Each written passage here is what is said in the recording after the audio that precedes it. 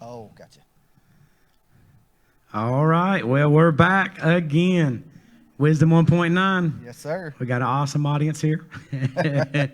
Yeah, we do invite everyone to come to Finish Line Christian Center here in Main Street, Mount Holly, on these Sunday nights and check us out live.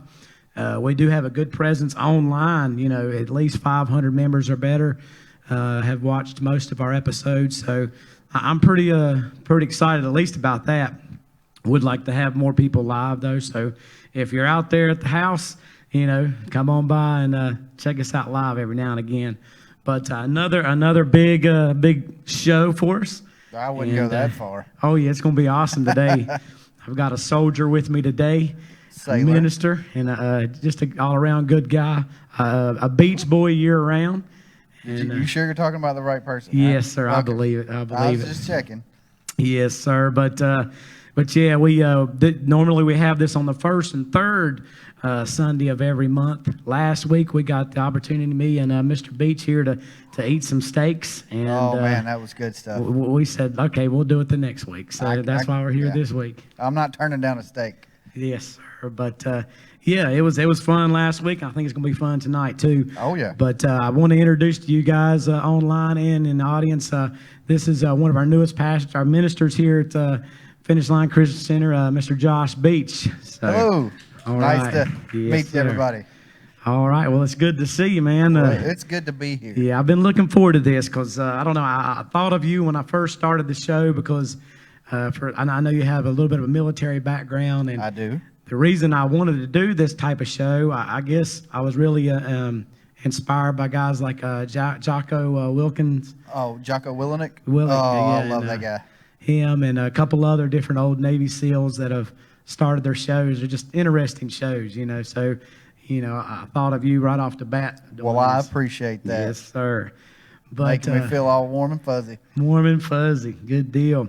But if you've seen the show before, I always start with the pick one, where I'm going to give you either person, places, or things, and you just you decide which one you prefer out of the two or three.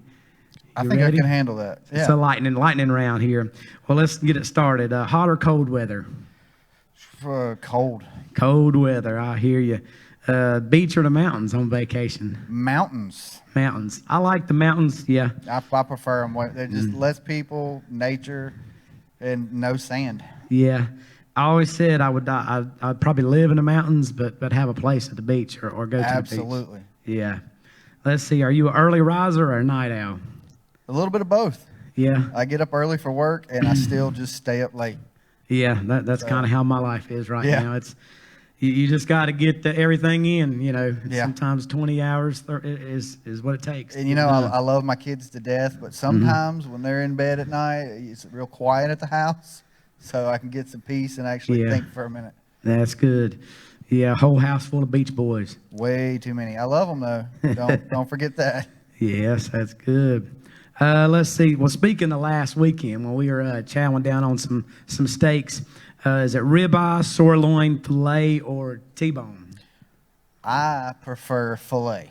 Filet is just tenders. It's just perfect. You can eat everything. I don't like the fat, so filet is just perfect. It is lean. Now, would it be medium well, rare, or super well? Well, super well, you should probably just go ahead and order the chicken at that point. Yeah. I go with a good medium. Yeah. So sometimes, depending on the cut, I'll go a little bit more rare. Yeah, I like just a little slivery of that pink in there. Oh, this is good stuff. Nice now I'm hungry. I'm going to have sandwiches for dinner. Thanks. But, you know, after that dinner, I haven't been able to eat like steaks or nothing this whole week. I think it was mainly chicken this week. You know what? I think that's about what I've had too. Mm-hmm. Yeah, I did have hamburger one day, and I think that's what made me sick. And I got the food poison. That's why my voice is feeling a little scratchy right now. I think I damaged something throwing all that bad food up out of my system. It'll happen. But, I did have a hamburger this week, and I think that's what got me. Now, as far as snacks, do you like sweet or savory? I prefer sweet. Sweet. Definitely sweet. Yeah. I love me the Nutty Bars and the Swiss cake rolls. Swiss cake. Yeah, that's probably one of my favorite little daddies. Oh, yeah. Yeah, the Swiss You cake. bite the end of them off, put in a little milk. It's good stuff, man. It's good stuff. Good stuff. Do you eat a? Probably why I weigh this much. Oh, now, yeah, yeah, that's easy to put it on, hard Real to take it quick. off. Let's see. We've got this kind of inside joke going here with not peanuts, but M&Ms right now. So, are you an M&M eater? Do you like M&Ms? Absolutely. Do you like the plain, the peanut butter, or the caramel? Peanut butter. Peanut butter. So you're. I like those too. My wife's got the big bag in the Oh, house. man, I love those things so much. It's good stuff. Yeah, that's what we need, a bowl of peanut or a bowl of M&Ms. See, that'd be perfect. Well, next time, Next time Next we'll time, get some yeah. M&Ms. Yes, sir. if they last that long. Yeah. Well, as far as music, is it rock and roll, country, or hip hop? Well, mostly country, metal, and punk. Yeah. So that's an odd Yeah, the country very- with the punk. Yeah. Yeah. So now you're on my lane when you talk about metal. Oh, yeah. I love Christian metal. Some of the best metal bands out there are the Christian ones, right? Oh, now. absolutely. I completely agree. Yeah, bands like Silent Planet. Ooh, yeah, Silent Planet's And great. they just got a new album out, actually. I did not know that. Just came out this past week. For Today, which is not together anymore, but still Yeah. a great band. Fit for a King. I love Fit for a King. Good stuff. Good I band. really like Betraying the Martyrs. Are you familiar with Yeah, them? I've heard of them, yeah. They're French Christian. I don't know what that means, Yeah. but that's what they claim. They're a really good band, though. Yeah. So, check some of these bands out if you're watching. You're like, what are they talking about?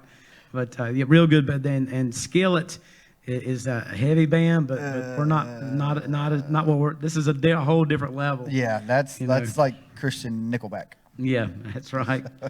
Yeah, very good band, too. But They're not yeah. bad. No, I'm not. Don't get me wrong. Yeah, but the metal.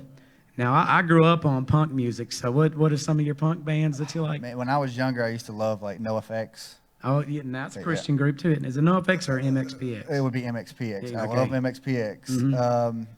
And then a lot of the earlier, obviously, I grew up in the 90s and 2000s, so a lot of the pop punk, Yeah. Blink 182, things Yeah, oh, like yeah. that was where it was at for me. So Yeah, so that's good too. I liked a lot of that. Yeah, but I go back to the Black Flag and Oh, the yeah, Black Kennedys Flag. and all that old metal. I Old, listened to a lot of that older punk growing up. It's just I don't even know how I got started listening to it, to be honest Yeah. with you. Good stuff. I tell you, we actually got to meet Bad Brains. What? When I was younger, I love Bad Brains. I was actually doing a show for a college radio station. Now that's and cool. We got tickets, backstage passes to meet the Bad Brains. And they were They pretty were cool great guys. pioneers. Yeah, well, if you don't know the Bad Brains, it was a black punk / reggae band. Yeah, it was like a punk Rastafarian kind of. Yeah. It was good stuff though. It was really good. I like it. Yeah, really nice stuff. The PMA Effect. If they were all about being positive, but Yeah. but being punks at the same time. It was a weird conundrum they had going on there. It is, I tell you. Good music though. Yes. But I also know you're into firearms. I am. So is it a revolver or a magazine? I don't know what you would call a magazine though. Where you? Like semi-automatic or Yeah. revolver. Yeah. I personally always carry a semi-automatic. Okay. So I carry a Glock 19 on the daily. Yeah. So yeah, that's and we'll probably talk a little bit more about your Works for me. I don't know if you want to call it obsession, but just your love for We'll go with firearms. love. Yeah, Yeah, we'll go with love. love. There you go. Obsession might be a little much. I don't need to be put on any lists or anything. That's true. Let's see. And the question that I've been asking everybody, it started out as almost a joke, but everybody's liking it so far. Is it Ric Flair or Dusty Rhodes? Oh man, that's a tough one. Yeah,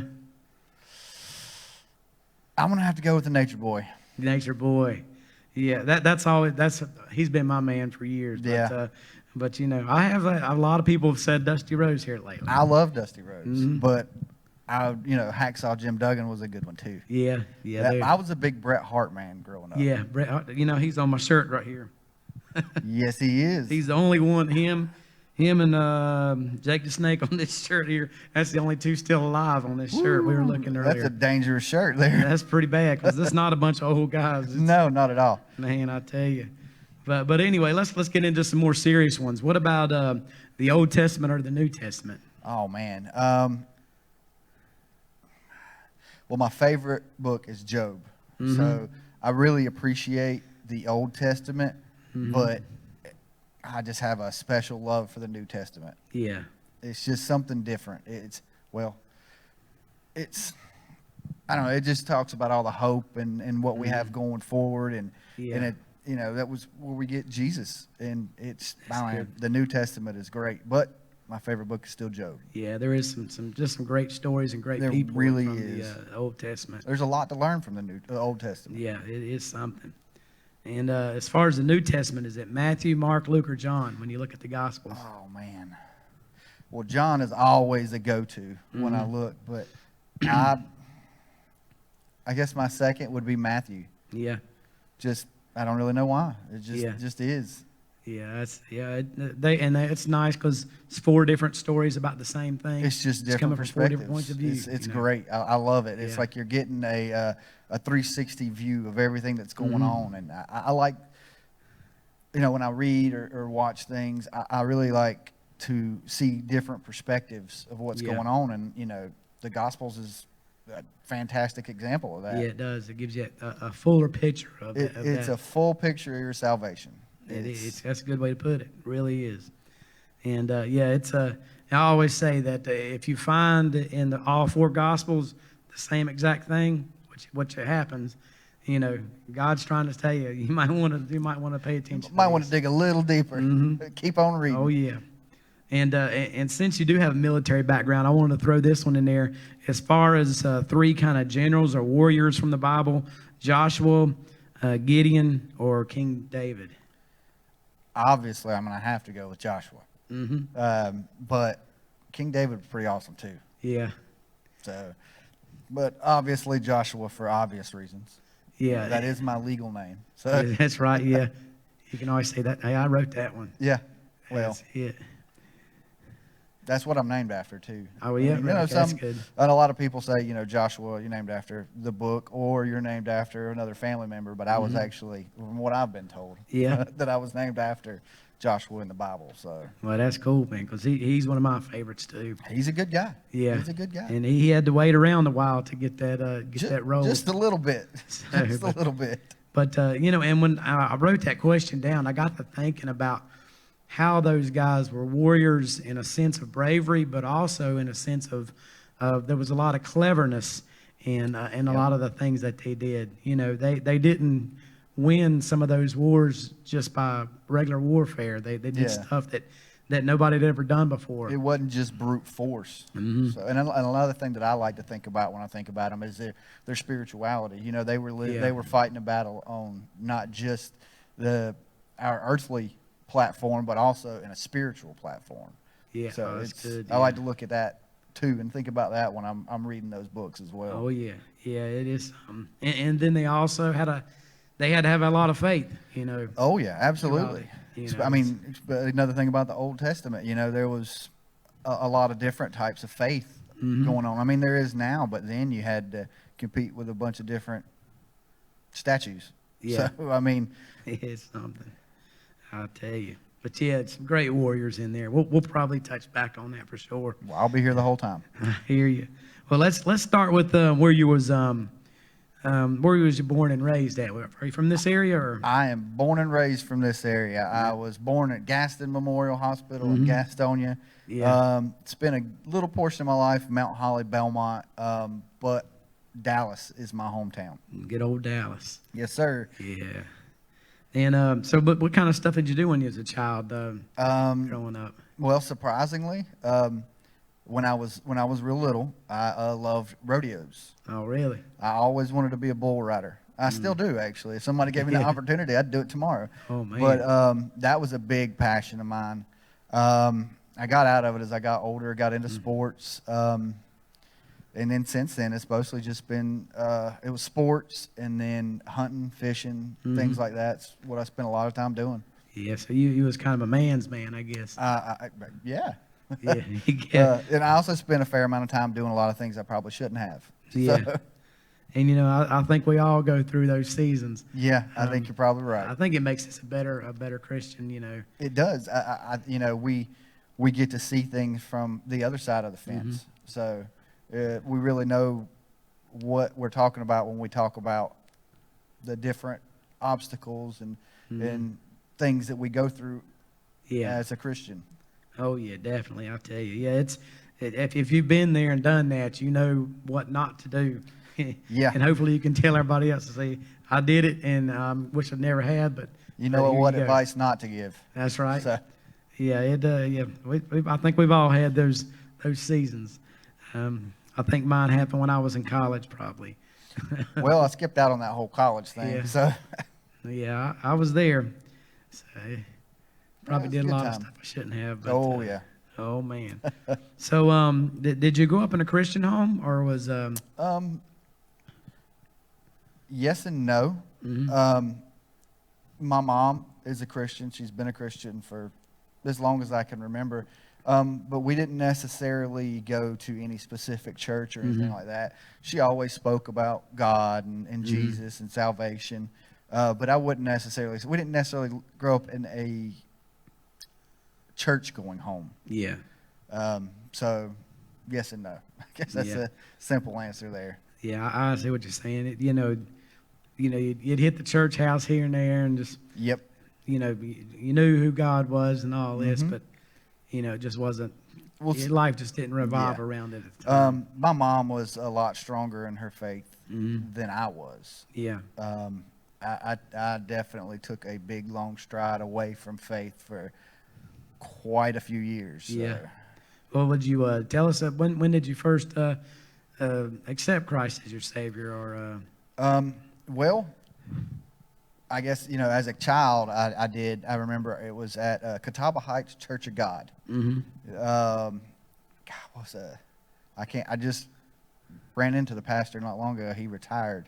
He's an evangelist now, I believe. But I remember I was probably about 8 or 9 years old and went to the altar and accepted Jesus. But honestly, at the time, I really didn't know what all that entailed. Yeah. So I would say the real good solid time I did was 2012, actually. Okay. I was in Kuwait, and I went through a pretty significant life-changing event. Yeah. And I didn't know where to go, who to turn to. I mean, obviously I'm on a military base. I can't go anywhere. Yeah. But I always remembered being told that no matter what you're going through, that God is always there to listen. And I just started talking. Yeah. And now here I am. So it's been a interesting ride, to say the I least. hear you. So it was in Kuwait. Now, I guess. So let's talk a little bit about that. I know you had a pretty interesting military career. I did. So when did you join? What branch and all? I was in the Navy, and I actually joined the summer before my senior year in high school. So straight out of high school then. I had graduated, and then 2.5 weeks later, I was in boot camp. Man. So yeah, it was pretty fast. It was Yeah. a lot quicker than a lot of my friends who went to college. They still they waited a couple more months. I was gone fast. Now, what year was this? 2004. 2004. Okay. So I was gone from there. And after I got out of boot camp, I had to go to school. My title was engineman. I was a diesel mechanic, but basically I just ended up being an all-around kind of industrial maintenance mechanic. Yeah. Still kind of doing that to this day. Yeah. After that, I got stationed in Norfolk, Virginia, Okay, I've on been the there. USS Donald Cook. It was a destroyer, and man, it was awesome. Those ships are just something different. There's actually a documentary done about my ship. Oh, really? While I was on it. It was a show that used to be called, I think it was Build It Bigger. I seem like I remember. Yeah, they did an episode about on my ship there, which was pretty interesting watching them do that. Yeah. It's kind of funny as well because he kept trying to ask questions about things that were very classified, and it was pretty funny the way he was getting turned down left and right. But Yeah. I did that. Ended up doing 4 deployments during my career. 3 deployments were to the Middle East. One was to, I think it's Eastern Europe, the Ukraine, things like that. We did a deployment out that way for whatever reason. But yeah, I spent most of my time in the Middle East. Yeah, that's something. I guess when you go over there, I guess you stay on the ship, then you Yes during and the no. time, but you get to go out into the lands. It depends on the climate as far as what's going on at that point. Yeah. We went to Northern Africa, which is Algeria, and we were not allowed. Really, we weren't even allowed. We used to call it outside the skin. Yeah. You know, on deck and things like that, where people could actually see you. You weren't allowed out there unless you were, what's the word I'm looking for here? Essential. But we did get to take a couple government-sanctioned tours, and we got the presidential treatment. Like, didn't stop at red lights, that kind of thing. Man. Which was pretty cool. I mean, it's nice getting to see places that most Americans will never see. Yeah, it's true. And we actually got to go to a, I don't even remember what it was for, but it was a very special dinner. And they said the last time that they had prepared that dinner was when George Bush, W. Yeah, was the older one. Yep. Yeah. Well, the younger one. Young one, yeah. When he was in the country was the last time they did this, was how special it was. And that was a very interesting evening. They basically brought out a bunch of tables, you know, like a little card table size, and it had a whole entire lamb on it. It was like 5 of them. And then started looking for plates. They didn't have plates. It's basically the entire lamb becomes finger food. And I remember sitting there, and this was also with the military from there. Yeah. Really high ups, things like that. And I remember this guy, I mean, he had to have been like 9'24" or something. He was huge. Yeah. And spoke not a bit of English. And he reaches down and grabs a piece of this lamb, and then he hands it to me. He's all smiling and happy, sharing.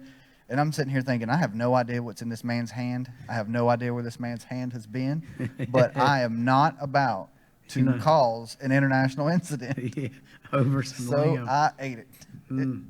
I still don't know what it was. Would it taste good though? It was actually not bad. Yeah. It was pretty good. I think it was like all roasted maybe, but it was the entire lamb. It was good though. Yeah, you know, I had lamb chops for the first time this past weekend at that place. Yeah, well, like I And said, they were very good. They were really I've good. never had lamb chops until then, but I've had lamb in another way. Yeah, I hear you.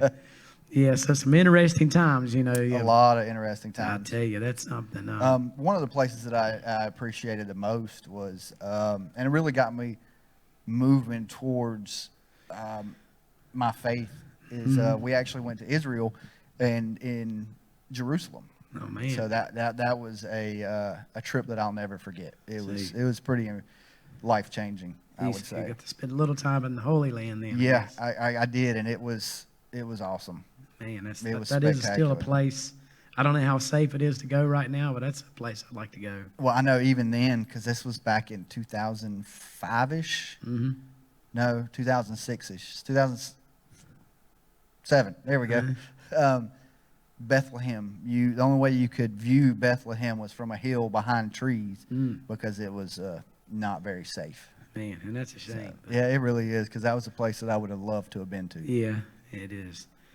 But then now, I think I remember you telling me a story about a soccer match. But was that you was telling you there was part of a riot? Was that when you were in the military? That was me. Tell us about that story. We were in, I believe it was Bulgaria, and we were at a sushi restaurant in Bulgaria, surprisingly, but it was really good. And we were eating outside. Weather was nice, and we were just eating. And then all of a sudden, some people from my ship started coming by and telling us we need to get back to the boat immediately. And at this time, I had spent some time in the military, and I kind of knew that, something bad's happening. We need to go. Yeah. And we get up, we had to pay the bill first. We paid the bill, got up to leave, and as we're walking down the street, we're not even, 20 feet from the restaurant, and this massive crowd of people just starts coming down the road. And I've never seen like this in my life. And apparently it was Bulgaria, and I don't know who they were playing, but it was this big soccer match. And there is their big rival, and Bulgaria won. Yeah. And they were just storming down the streets and things like you see like in Ohio State and stuff like that. When they win, they flip over cars. Well, they were just marching down the street, and there was like 5 of us, and we didn't know what was going on. And we were just kind of panicked for a second because they're between us and safety. But the most surprising part, and I'll never forget it, it plays in my mind all the time. I could picture it like yesterday. They saw us crossing the street, and I guess they realized we were American. They knew our ship was in. They literally parted like the Red Sea and let us cross the street. Man. There was no problems, no issues, nothing happened. I was really shocked by that, but I was in the dead center of a soccer riot. That is something. So you've had some pretty interesting life so far. I've done some interesting things. Yeah. That is, I like that though. You know, we planned just a few years ago. For years we were like, let's go to Myrtle Beach, let's go to Gatlinburg, that kind of thing. You know, they're fun to go to. We said, we're not doing this anymore. We're going to somewhere different every year. So we've got to go to some tropical places and stuff here lately. That. And you got to get out and see the world. I highly recommend it to anybody. You know, it really changed my perspective on a lot of things. You know, obviously we live in the greatest country in the world. I'm not gonna argue with anybody about that because it's the truth. But this world is a lot bigger than the United States, and man, there is an awful lot of stuff to see out there. And it is amazing because you really get to see how young the United States really is when you go to some of these places. Oh, I know. It's mind-boggling. Yeah, so I encourage people, go out and see the world. Yes. And while you're out there, tell them about Jesus. Yeah. I mean, spread that gospel. I tell you. Now, you were saying, I know you said you were in Kuwait whenever you finally decided, you know, I really need to get back with God. And it's funny, I probably told you about a guy named, I've lost his name, Chad Wright. I remember that. A Navy SEAL guy. He's a Navy SEAL. He tells his testimony. He actually has a podcast where a lot of the Navy SEALs talk about their military background, and he barely hits on that. He mainly talks about Christ, you know, in his podcast. But his testimony, he's in a place like Kuwait or in a Middle Eastern country that's very unsafe, and he tells this testimony where there's like a sense of a demonic sense over the place that they're staying in, and he has a pastor start praying over the place that they had to stay in, and you know, he's seen that you know, that sense just lift off, that negative feeling lift off of everybody in that place. And so as soon as he got back home, he said, I'm getting with Christ. And yeah, I've definitely seen some places that you can just tell that it's just not where you want to be. There's just not good for a lot of people there. So I continue to pray over some of those places. So. Yeah, and you know, and even you know, the traveling I've done, it's mostly been in the tropics, and there's some beautiful areas, but you don't have to travel very far from those beautiful areas to see some very poor, very rough areas. Oh yeah, and, real quick. You know, the difference between the resort and the actual real place is very, very different. So the people all over, they need prayer, they need love, they need Christ. It everywhere. Yeah, and that goes all across the world. Everywhere I've been, you have your nice places, but then it's just a blink of an eye when you're out of the resort range or the nice range, and it's terrible, horrible conditions for people. So we are definitely blessed. You know, as crazy as the world is, crazy as the government seems to be right now, we are still a very blessed country. Absolutely. God is still watching out for us for whatever reason, and I hope He continues to do so. Yeah, we've got to do that. But let's talk a little bit about now. How did you end up becoming part of the Finish Line family here? Well, actually, it all. My oldest son was playing baseball, and one of the coaches, he attended this church. He invited us to a cookout that night to kind of get to know the other parents and kids, could get to know each other, and which is something that I normally would have said no to. But for whatever reason, I decided to go. Me and my family went, and we had a good time. And that evening, they invited us to go to church with them the next day. And we said, sure, why not? Which was, we had been attending another church off and on, but we had recently moved. And the church we were attending was actually in Clover.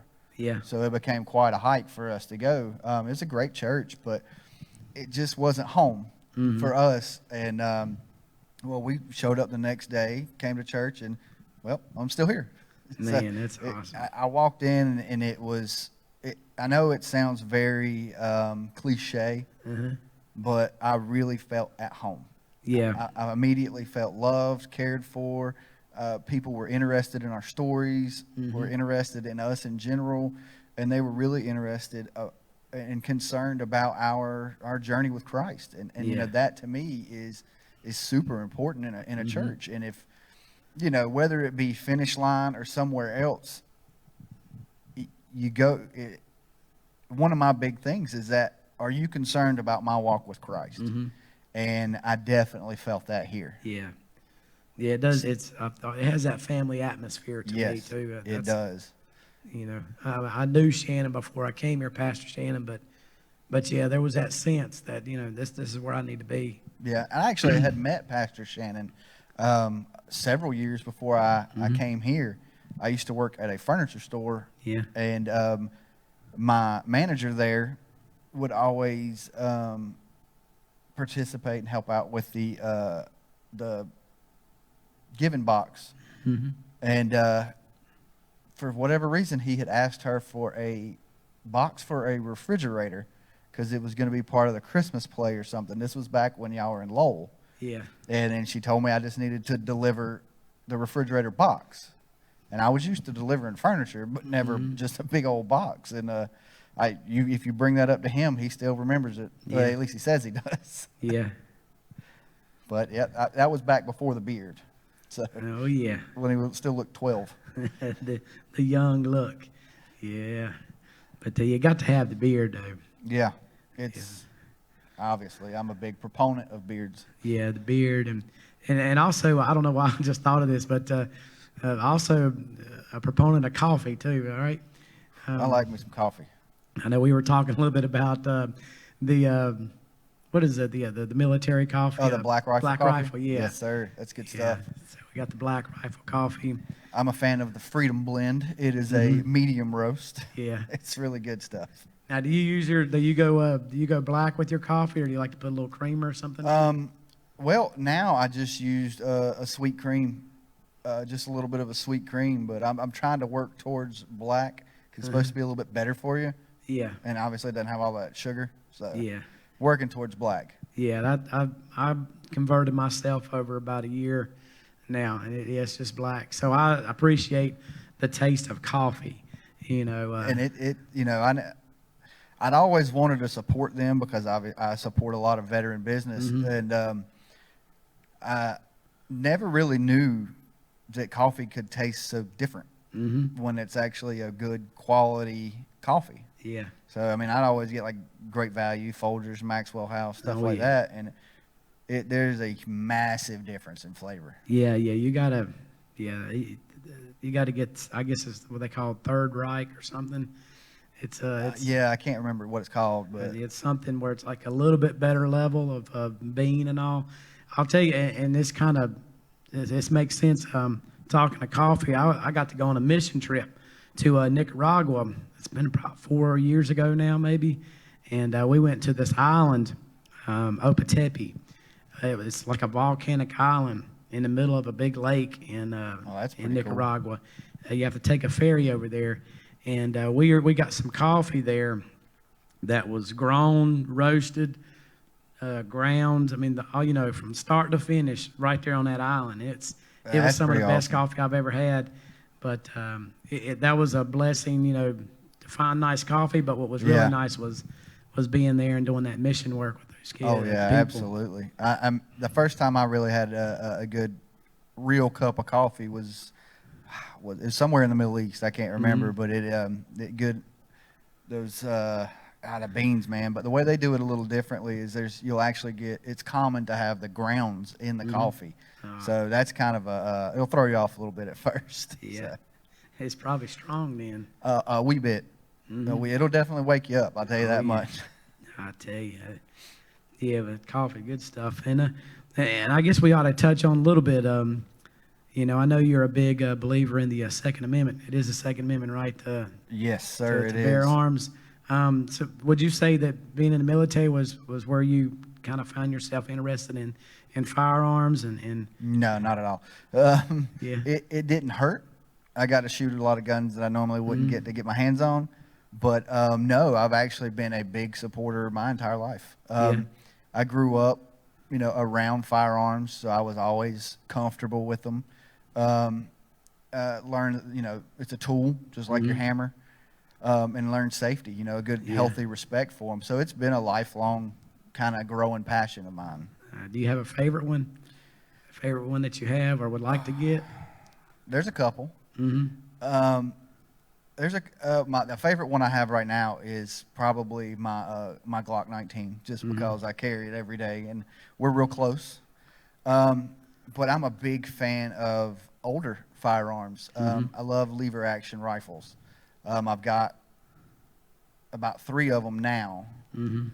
I just love the way the older, I guess you could say Western style firearms are. I like the revolvers and things like that. So I'm just a big fan of those, and they're easy to work on too. So that's good. Yeah, I tell you.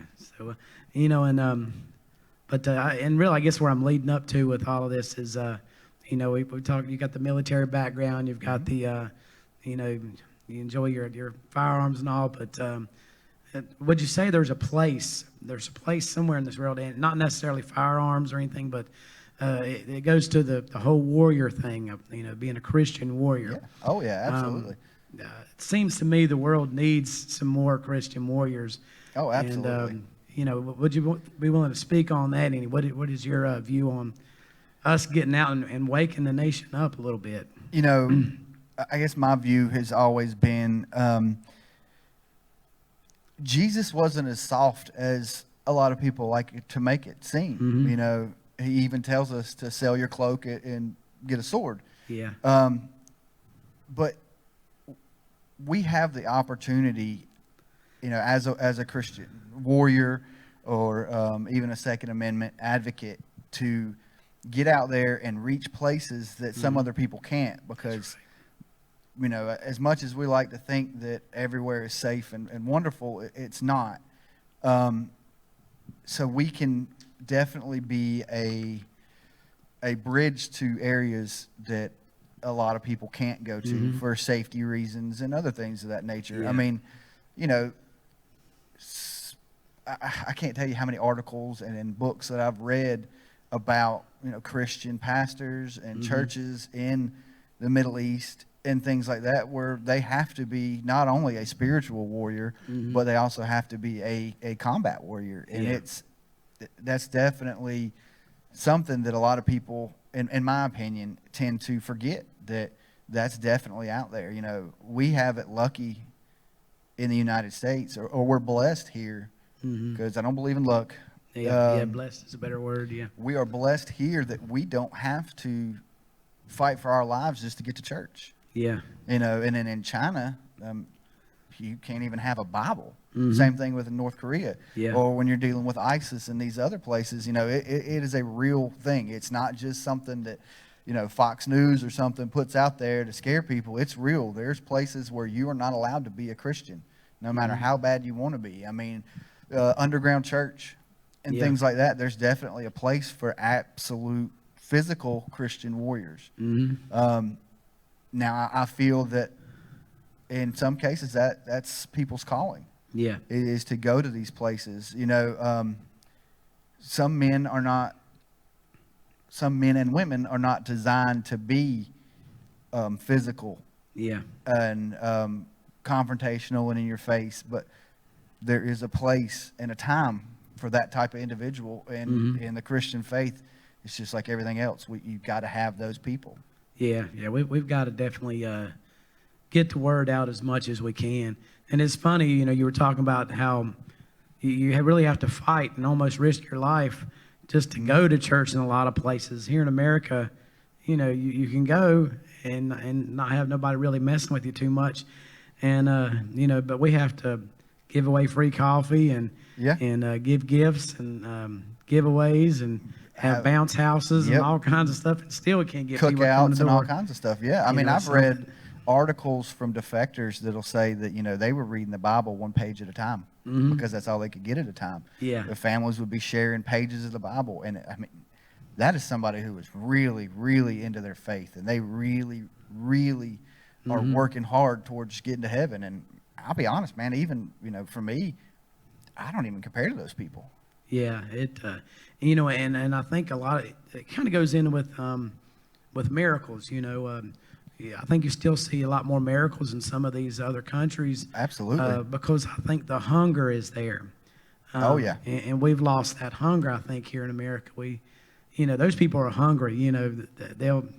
They find that, like you said, that one piece, that one couple pages of the Bible, and they cherish that. Oh, they we eat it just up. throw our Bibles around like, let dust collect on them. Well, yeah, I mean, and I look at my desk at home, where all my study materials and stuff are. I power up my computer. I have, top of the line Bible software. I've got 5 different Bibles, different translations on my desk. I've got different commentaries.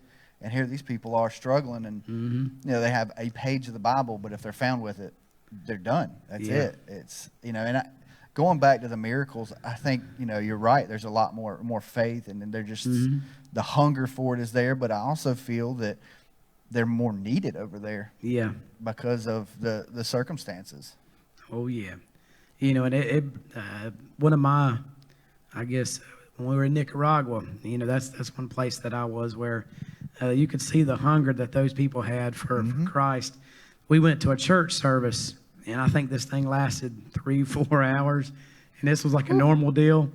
And when we got there, they were already dancing. They were already there, moving around. They actually dance and stuff during their praise and worship. I mean, like line dances that you see at a country club or something. But we went into that place, and they start out. This is just to show how hungry they are. First of all, the building's about 100 degrees in there. Everybody's pouring in sweat.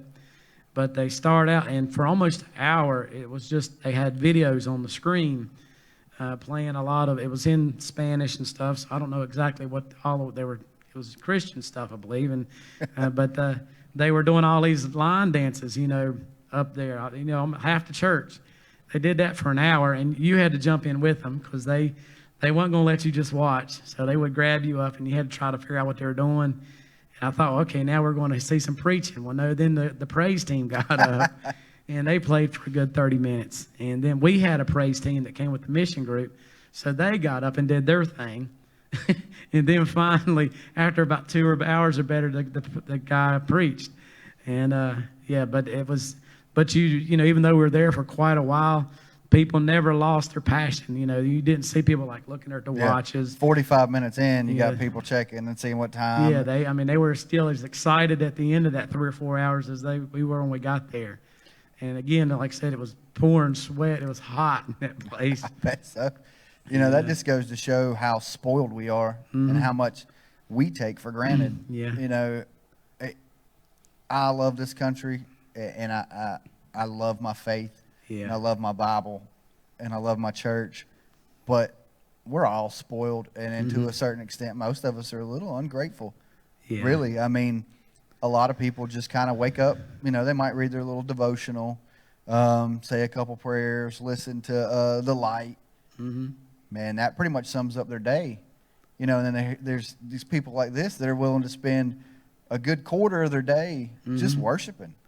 Right, to me, that's just amazing. Oh, yeah. It definitely makes me feel like an infant in my faith. When I think that I'm leaps and bounds, no, I'm just a tiny little toddler just learning to walk. Yeah. It really gets me riled up to dig deeper into my faith. Yeah, that's good.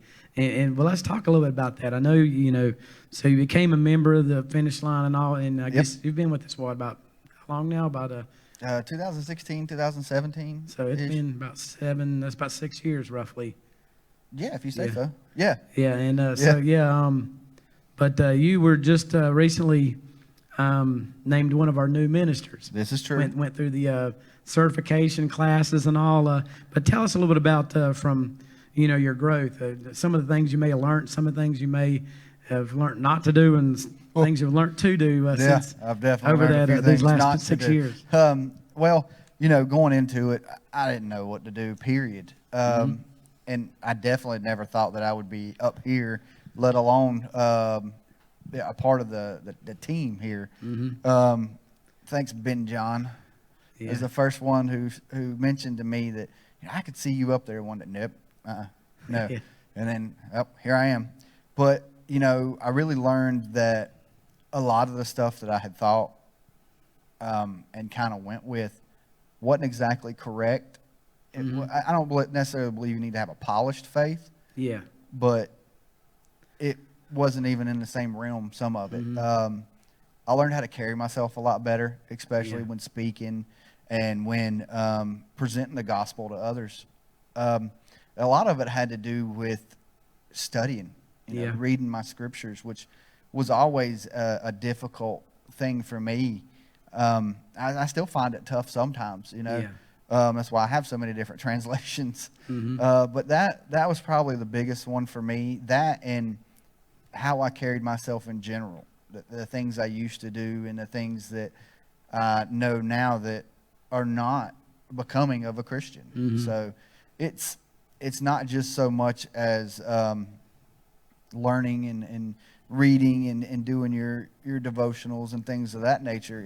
It's a whole lifestyle change, and that's what, to me, I guess was the biggest thing, was learning that I can't do the things that I used to do and turn around and say that I'm a Christian on Sundays. Yeah. So that was a big eye opener for me.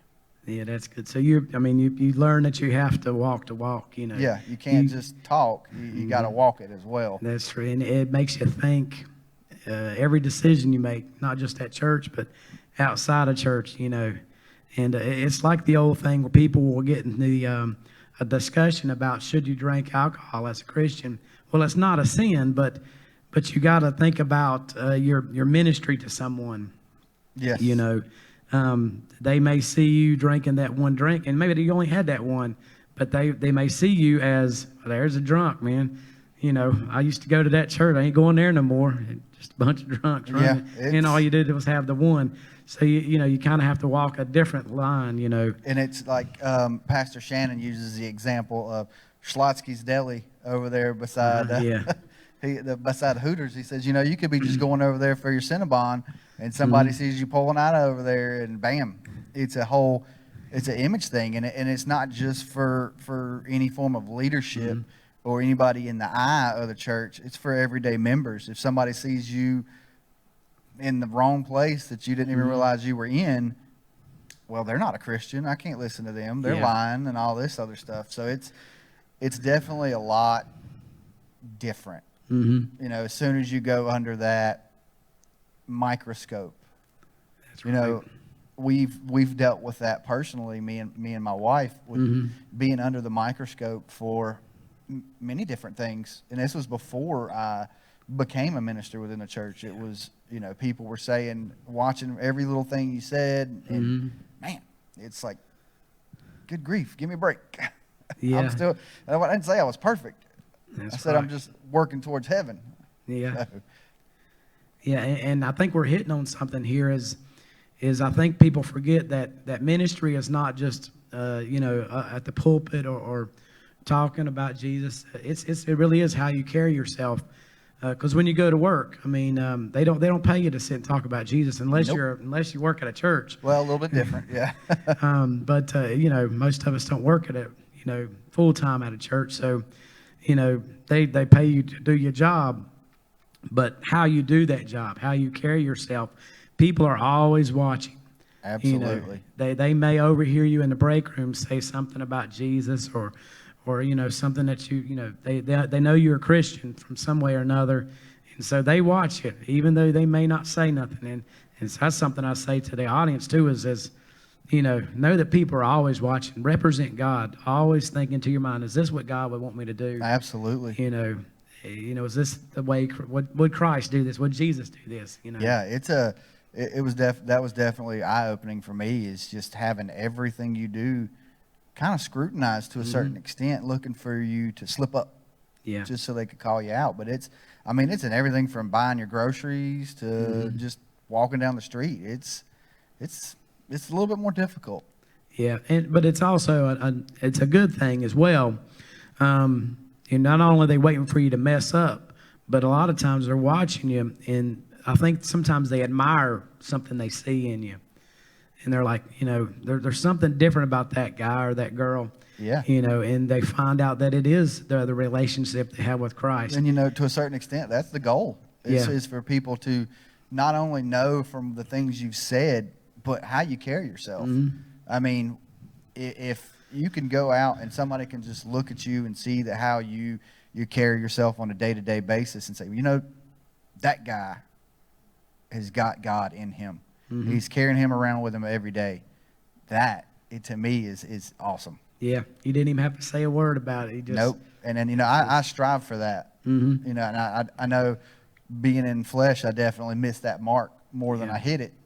But it's definitely something that I think we should all remember that as well. Yeah, and I once spoke, one Sunday I spoke, and one of my points was we don't need no stinking pulpits. Yep, I remember that. It was based on we don't need no stinking badges from the Blazing Saddles. Yep. There's another movie out there, but and I thought we don't need pulpits to minister to people. Pulpits are nice. They're good for pastors and preachers, but every day, everywhere we go is a mission field. Yeah, pulpits are definitely necessary, but a lot of times you're going to reach people outside of the church, the physical church, and it's everywhere. And it's like, I think, R.C. Sproul actually has a book that's called "Everyone is a Theologian." Yeah. I mean, all of us are. You can't just come to church and sit here and go off of what any minister or pastor says. You got to go out there and know your stuff as well. I mean, I can't remember the scripture off the top of my head, but I was just looking at it too. What is it? It might be Romans, but it says, know God, and then when you're asked about it, be able to provide answers to why. Man, I was just looking at that, and it kills me right now. But yeah, I mean, you should always be able to answer why. You believe in God. I mean, look at Ray Comfort. Yeah, he goes through that all the time. So, I mean, I like that guy. Yeah, I tell you though, it's we've got to definitely make sure that we carry ourselves in the right way, not just in church, but outside the walls. Because that, like I said, it really starts outside the walls is where you're going to start reaching the people. Yeah. If they're in the church, they've already made the first and biggest step. So we got. That's definitely true. They've already started knocking on the door. So they're already interested in what you got to say and what the Bible has to say. But outside these doors, there's a lot of people that have no clue, and they're willing to argue with you until they're out of breath. And something me growing up, and maybe it's because we grew up in the South, Sundays was all about church. Even if you weren't in a Christian home, you just felt like, this is Sunday. We need to go to church. Used to have blue laws, where couldn't sell alcohol until after 1 o'clock or whatever. Most of the businesses were closed. Yeah, that kind of thing. And now Sunday's just another day to a lot of people, and that's kind of a sad thing, I think. Me and my wife were actually talking about that the other day. We were leaving church, and we were riding by and just noticing all the businesses and everything open and stuff. If it was open, it usually closed early, closed at like 6 o'clock. But now, like you said, nothing's changed. Everything's just like it was on Tuesday. So it is a little sad. Yeah, and people wake up and kids are being raised where Sunday, that's just another play day. It's just another day off. There's never a thought that's went through their mind. Maybe we ought to try to go to church. Yeah. But growing up, we went to church. We didn't always live a Christian lifestyle, but we for some reason, we were there. We were there just about every Sunday. I guess my grandfather was a pastor, so That kind of helps. Yeah, so I think he kind of like, you make sure you're there. Yeah. But yeah, I just noticed that recently. You know, just how people just their lives is different. It's a whole different mentality about what Sunday morning means, like these days. Oh, absolutely. I tell you, and when I was wanting to talk about something, especially because your background. Actually, I was just started watching the movie. It was like a Band of Brothers. Have you ever seen that? Oh, that is that is fantastic. I think that's one of the best things ever filmed. And I'm only in about 3 episodes, but it's about airborne rangers basically. And I read a book that really changed my life earlier this year called "Jesus Was an Airborne Ranger." I might have to check that out. This is it was written by an Army chaplain who was an airborne ranger. He spent a good bit of his career in the air, doing the airborne type deployments and all. And he's still in the military, but he's shifted over to being a chaplain now. And it's a great book, but it talks. I know we touched on how some people view Jesus as this real timid, sweet guy, and he had that to him, but he was a tough guy too. Yeah, he didn't hesitate to flip tables, man. He had that warrior mentality when he needed to. Yeah. But a great book though. Jesus Was an Airborne Ranger. I'm definitely gonna need. I haven't read that. I'm gonna have to check that one out. Yeah, it's real good. I think you would like that though. It just talks about how we need to not be quiet about things. To let people know. Yeah. And it's not that you have to get out there and beat their heads or with it. Just speak up. Speak up or not just speak up, but live up. I know we're talking about how you carry yourself. But yeah, a lot of warriors in the world. But I guess speaking on that a little bit is what do you think our role is as Christians?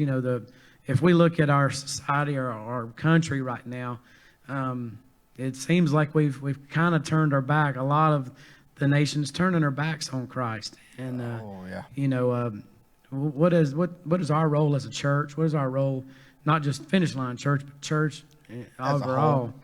Well, this goes right back into that whole warrior mentality. We've got to stop sitting back. Like you said, a lot of the country has turned its back on Christ, on God. And, I get in this debate a couple times, but I truly feel that in America, we are being persecuted for being Christian. The baker out of Colorado and things like that. It's time for us. I can't remember the exact numbers, but a good portion of the United States still, on paper at least, claims to be Christian. And it's time for us to stand up and take back our rights. It is built into the Constitution for us to be able to worship freely, but in a lot of cases we're frowned upon for our beliefs. We're mocked for our beliefs constantly. I mean, I had this conversation not long ago, but if you look at it, what is the only religion in the entire world where their God, their Savior is mocked like Jesus is? Yeah. And not just on at the water cooler, but on major media platforms like Netflix and things like that.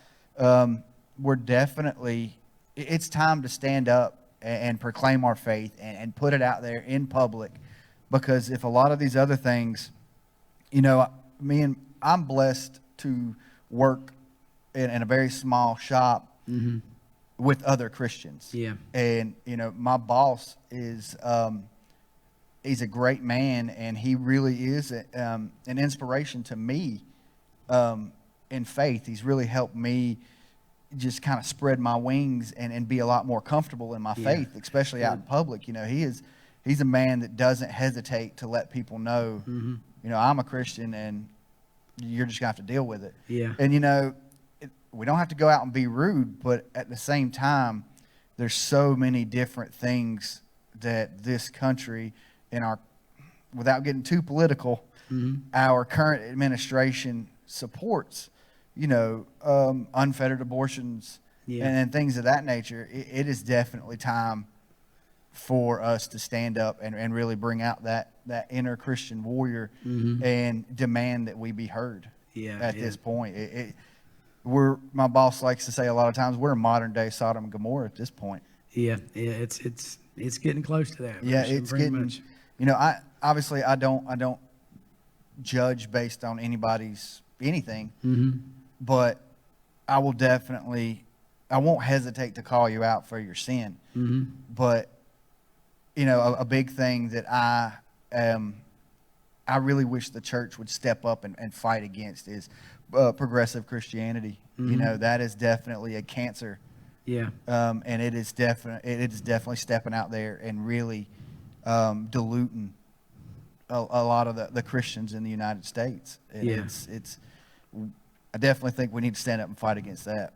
And I think what you're saying is the popularity side of Christianity has gotten very watered down.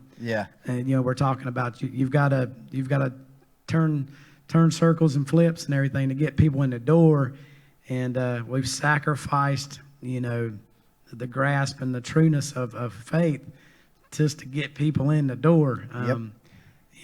People want to come to see a big show, and instead of coming to learn, it's nice. And we're a lot of people are flipping and turning and twisting what the gospel actually says itself, saying that scripture doesn't necessarily mean this, or you don't necessarily have to do that. No, I mean, it's pretty straightforward. And then we're having to do all these things just to get people into church, when a lot of modern church is just a fancy coffee house. That's true. So we definitely need to step up.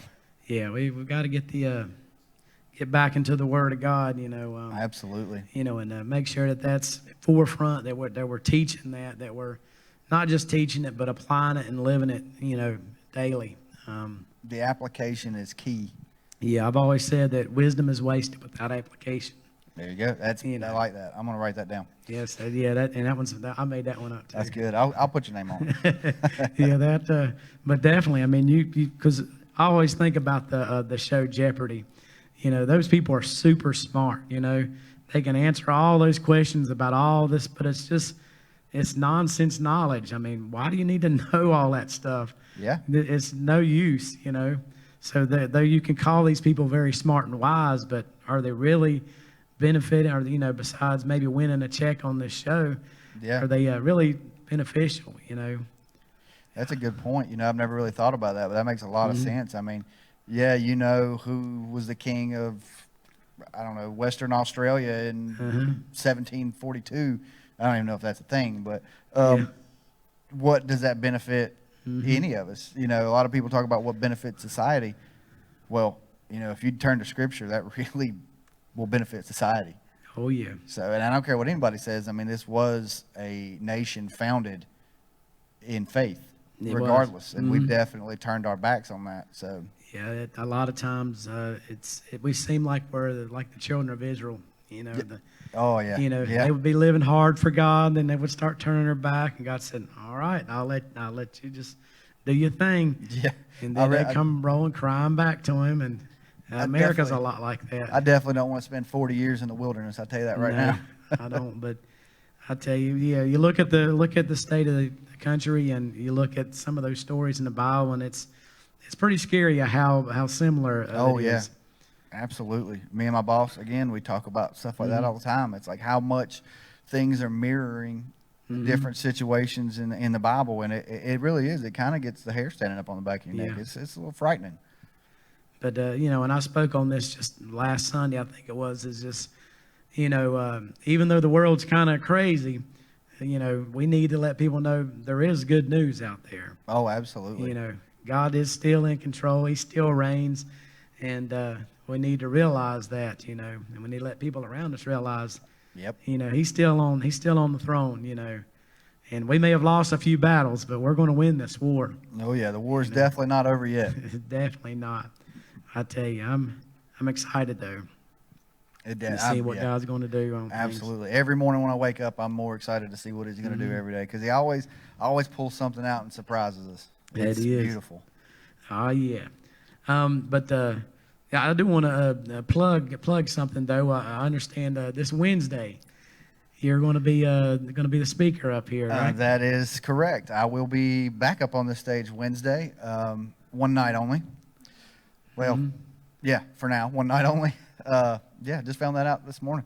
Yeah, he gave you the call, and that's how Pastor Shannon. He'll let you know, the day ahead sometimes. Yeah, well, he did tell me, he's like, well, I'm going to have you up there soon, so just get ready. And I heard that for a while, and then this morning, I hadn't even gotten to church yet, and my phone goes off. Yeah. It's a text message from Pastor Shannon. Hey, you're preaching Wednesday. Yeah. Get ready. I was like, awesome, thanks. Mm-hmm. No pressure. Oh yeah, but you'll do good though. Yeah, I always enjoy when I get to speak. It's I do too. I'm not as good at it yet, but I do enjoy it. It's a different. It's definitely not something I ever thought I'd be doing, but just being able to share the word it's a good feeling. Yeah. Good My goal is to reach as many people as possible, but if only one person decides to turn their life around, that's a blessing to me. Yeah. You've done what you needed to do. Yeah.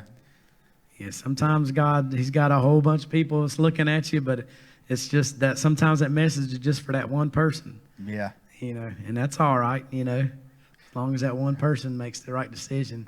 Reno was commenting because he was up here a couple Wednesdays ago, and he made the comment, and I looked down when I was done, and I'd only went 28 minutes. And here this whole time I was like, man, I'm just praying to make it past 8 minutes. Yeah. Reno did pretty dang good. Yeah, Reno did. We had him up. He's also one of our new ministers too. That's why I wanted to get both of you guys, both the two new guys in the group up here. Reno, he's a character now. He's something different, man. I love that guy. Yeah, he's good. And I think when we look at our team, it's really a very eclectic group. And, to say the least. We all come from different walks of life. We all, have different skills, different styles of presenting our messages. And so I think it's a really good team. Yeah. And what I like too is just appearance wise, you see us all together out somewhere. We do not look like you're a group of pastors or ministers. Not at all. You've got people, different hairdos, tattoos, all this stuff. Yeah. Dressed a little different, but the thing is, we all love Jesus, and that's what's right. That's what's nice about it. Oh yeah, it's nice to be able to work with a team that is so committed to Jesus. It's a really good feeling, especially when you can do so with a church full of members who are also just as committed to Jesus. Yeah. You just happen to be the one that was blessed with the opportunity to come up here and speak. Yeah. I think there's an untold amount of people in this sanctuary every day that could probably do what I've done, but better. Yeah. And I'm looking at one of them right now. Yeah. I thought the same thing.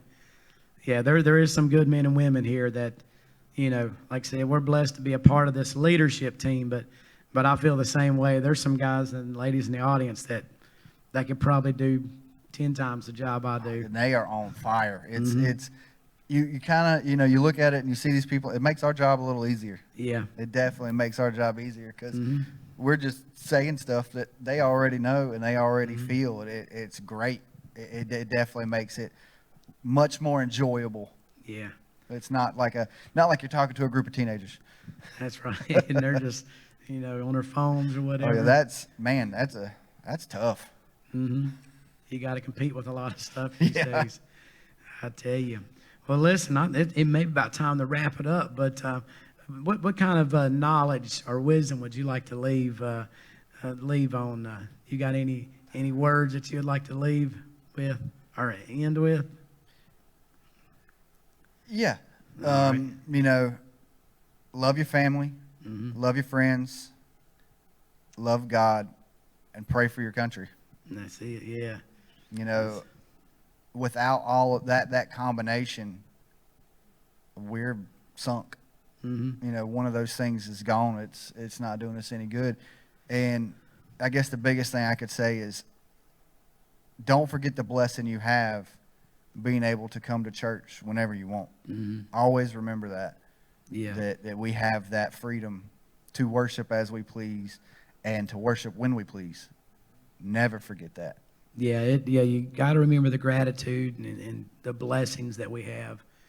And, we've got those opportunities. So, we waste them too often. Too often we just, take things for granted. Yeah. And, I know Pastor Shannon says this a lot, but anything that anybody says on this platform, don't hesitate to check back behind them. Oh, yeah. Always. Yeah, definitely. Always do that. And I don't know anybody up here that would be offended in the slightest. If I'm saying something wrong, correct me. Yeah. So, because I definitely don't want to be in the wrong with that. So always do your research for yourself as well.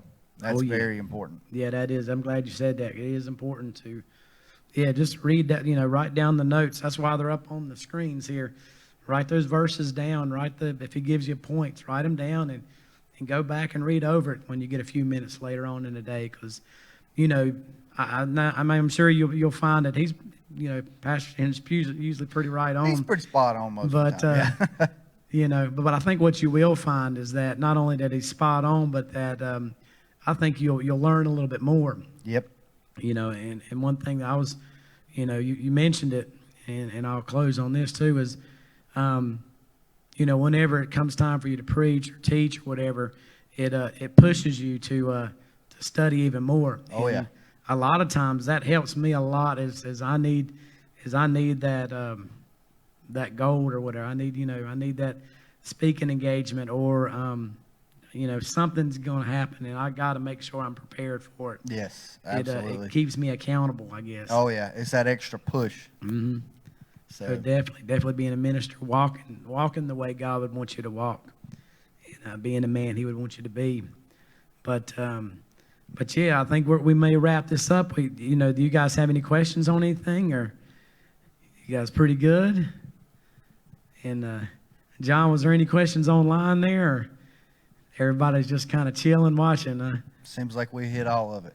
I think we did. I think we did good. We talked about guns and wrestling and military, and I think we had a good, successful chat right now. Well, I enjoyed it. I definitely did. Yeah, I did too. It was good.